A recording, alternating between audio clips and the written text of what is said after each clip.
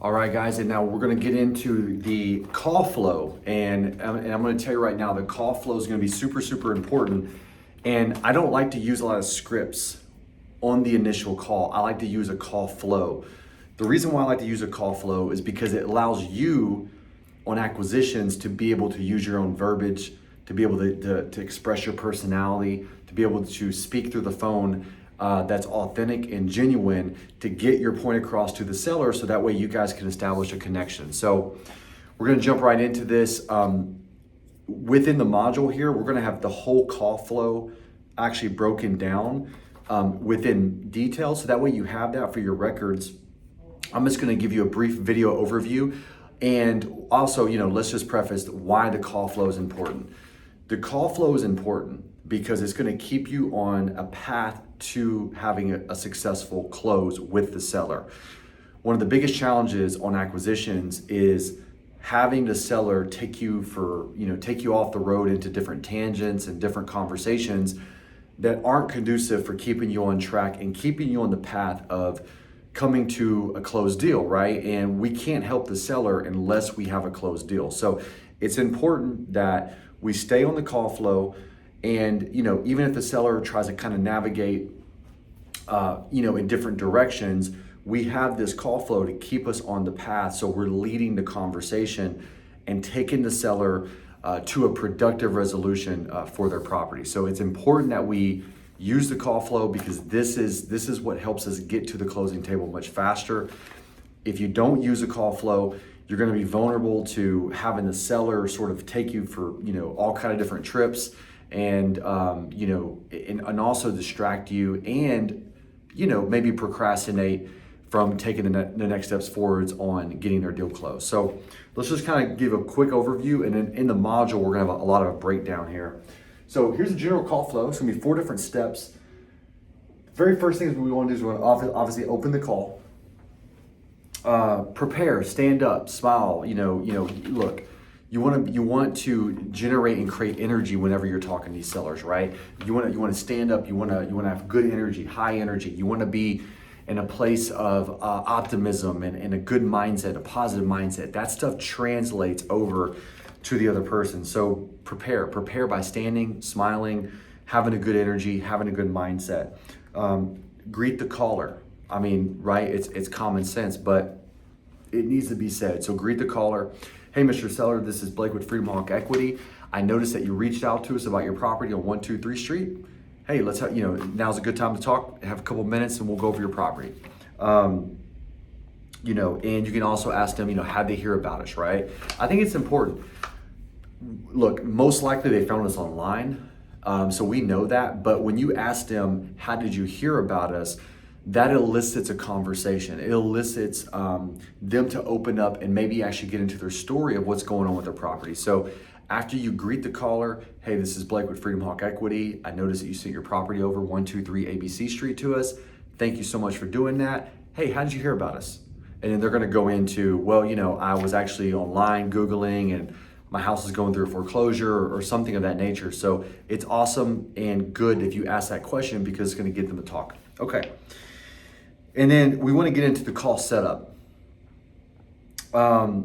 This is important because this is going to basically frame the whole conversation. You're going to let them know, hey, Mr. Seller, here's what we're going to do. We're going to go through a list of a few simple questions. I'm going to ask a few questions, understand your situation, so I can serve you to the best of my ability. After we do that, I'm gonna make you an offer. Hopefully, this offer is something that we can do and work together. And I'm going to give you a range. Once I do that, we'll go into final pricing. I'm gonna send you a contract, and assuming that we can agree on price and terms, are you ready to move forward? So we wanna get a pre-commitment before we get into the discovery phase, right? So this is a call setup. This is basically framing the whole call flow, right? You want to let them know you're ready to do business, okay? And you want to get their temperature. You want to check their temperature before you move on to the discovery or what we call the doc post, right? So, hey, Mr. Seller, here's the process. I'm gonna ask you a few questions about the property and your situation, so I can figure out how I can serve you the best. After we do that, we're going to talk a little bit about what our options are. I'm going to give you a price range. We're going to go down to a final price point in terms. And if we can agree on price and terms, are you ready to move forward today? Is there anything holding you back from doing business or working with us today? Get that pre-commitment. It's going to allow you to be able to get a temperature on the seller so you kind of know where they are in their process. Most of the time, the leads are coming to us. Our leads are set up to have high intent. So these are high intent, motivated sellers. Every now and then you'll have someone who's just beginning of their process. But either way, it's a good question to ask, even though 98% of the time they're going to be high intent, motivated sellers. So that's number one. Number two, we want to get into discovery phase. So discovery phase, and this is what we call doc post. It's an acronym. Okay, doc post is an acronym for decision, occupancy, condition, payments, ownership, specs, and transition. Okay, so it's important that we literally go through the steps on doc post, right? Seek to understand the caller's intent. What has you interested in selling your property? What's going on with the property? It's important to understand that. Occupancy. Mr. Seller, now that I understand why you want to sell the property, do you have tenants in the property? Are you living in the property? Is the property vacant? Do you have family in the property? Understand if the property is vacant, if it's occupied. That's really, really important detail. Condition, this is where you're going to go down to the condition of the house, right? Hey, how's the AC? How's the roof? How's the foundation? How are the, how's the kitchen? What's going on with the property, and kind of go through the list. And like I said, we'll have this on the module, but you're going to go through, how's the floors, bathrooms, etc. You want to be able to ask open-ended questions, okay? Open-ended questions about the bathroom. So, hey, Mr. Seller, let me ask you the question. If I had $20,000 and I gave you 20 grand, and you had to go fix your house, what items in the house would you fix first? Oh, great. You would fix the kitchen, the bathroom. Fantastic. Now, if I was able to give you another 40,000, what else would you do to the property? What would be the next biggest priorities for you to fix? Guys, that is an indirect way to get them to talk about the condition of the property, and it's a very non-threatening way. So it's going to allow them to be able to communicate to you the property condition without feeling like they have to maybe deceive you on the condition of the property. Payments. Ask them, hey, listen, as far as the mortgage, what do you owe on the property? Is there still a payoff? Is there any liens on the property that we need to know about? Anything that's going to prevent us from helping you get to the closing line, you want to get this information up front. This is going to be under the payment section on doc post. So now we're right here. Ownership. This is important. Sometimes you have a seller and they don't own the property, or they think they own the property, but they don't have rights to sell the property. So this is where you're going to check ownership. Hey, Mr. Seller, your name is John Smith.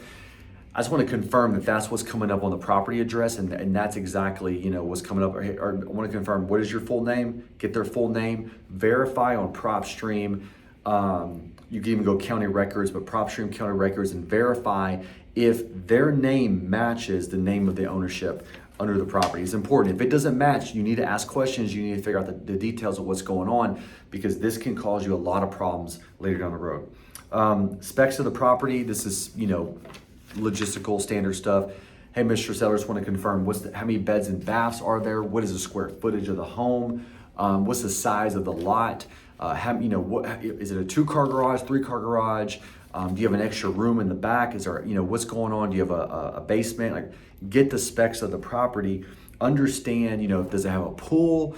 Is there a shed? These are all important items for the property that you need to know. And if there's any special items there, that you want to be able to identify these things. So these are the specs. The last part is the transition. Listen, recap everything you said. So that here we are on T is transition. Recap everything that you said, and you're going to go through the whole situation so you can re-communicate to them what they told you, so they feel heard. And then you're going to ask them, hey, listen, obviously after all the questions I've asked and us talking to each other here for the last 15-20 minutes, hey, what price did you have in mind for the property? Okay. Real casual, real simple. You want to be able to extract a price from them, and that's important, right? Now listen, if they give you a number that's a little high, and they might, right? Then just ask them, hey, how'd you come up with that number? I'm curious, how'd you come up with your figures? How'd you come up with your number? And then they're going to explain, well, I saw this, or I saw that, or my Uncle Bobby sold this house for, across the street for the same price or something. No problem. Have a conversation, right? That's the transition. Now we're going to get into number 3, set the offer range. Okay, so after we go through open the call, we go through discovery phase, we use our doc post acronym, we go through those steps. We're going to set the offer range. Now, before we do that, we want to stop and evaluate the caller. What kind of caller are we dealing with? Is this an MLS deal, right? Is this an MLS deal? Is this something that we're going to throw on the market and make a nice margin, but it doesn't need a lot of rehab? Is this a complete freaking renovation and it needs to go straight to a wholesale route and go and sell to an investor? Is it just a perfect seller, right? Where it's like all the stars are aligned, they're ready to do business today, and we have an opportunity to make a bunch of money and we have an opportunity to make them happy. You want to identify what you're working with. So identify kind of what route's going to go. Is it going to be MLS? Is it going to be off market? This is where you want to kind of give a soft offer. Keep it simple. Keep it real simple. You want to go in ranges, of really, if it's under $50,000, $5,000 ranges, and then anything above, you want to slowly increment within $10,000 to $20,000 ranges. For example, if the ARV is $400,000, then you want to give a range of, hey, my offer, Mr. Seller, is probably going to land anywhere between $200,000 and $260,000. How's that sound? Hey, that's a big gap, but all we're trying to do is just test the temperature and get an understanding of kind of where they are on the deal. Set a wide offer range. Don't get super detailed here, and don't have them hold your feet to the fire on the price. Go into negotiate and close the deal, right? Look, last step. Okay, now obviously there's a whole lot to this, and we're going to have all this information in the call flow in the module, but connect. On this last step, I believe in connecting and closing.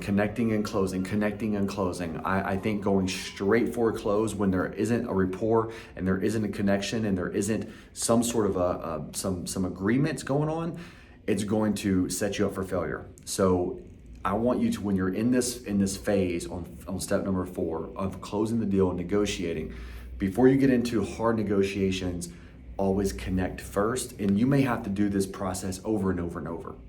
Sometimes you may have to reconnect with the seller multiple times through the close to just finalize and then kind of pin down that deal, right? So it's a constant feedback loop of connecting and closing, and then until you're ready to finally have them sign the contract and get it done. So if you're on the call with them, I recommend doing the contract on the phone with them and have them sign a contract with you over the phone. Sometimes those situations don't happen, but we want to train ourselves to literally execute the contract immediately on the phone while they're ready to go. Once you get agreement, you need to have them do the contract with you over the phone, walk them through it, and frame it as, Mr. Seller, my job is to make sure that you understand everything in the agreement. I want to make sure that you feel comfortable, and I want to walk you through this process so that way you don't have to figure this out on your own. Let's do this together. Matter of fact, I have to do this together with you. Otherwise, I'm going to get written up and it's company policy. I have to walk through the agreement with you over the phone. They will typically understand. If you don't tell them that it's company policy, or, you may get written up or there may be some sort of issue with that, they may not see the value in that because that's just the way people are, but most people want to help people, even our sellers, right? So if they know that, hey, it's company policy, Blake has to walk me through the agreement over the phone, most of the time, 90% of the time, they'll cooperate and they'll allow you to do that. Walk them through the contract, get the deal closed.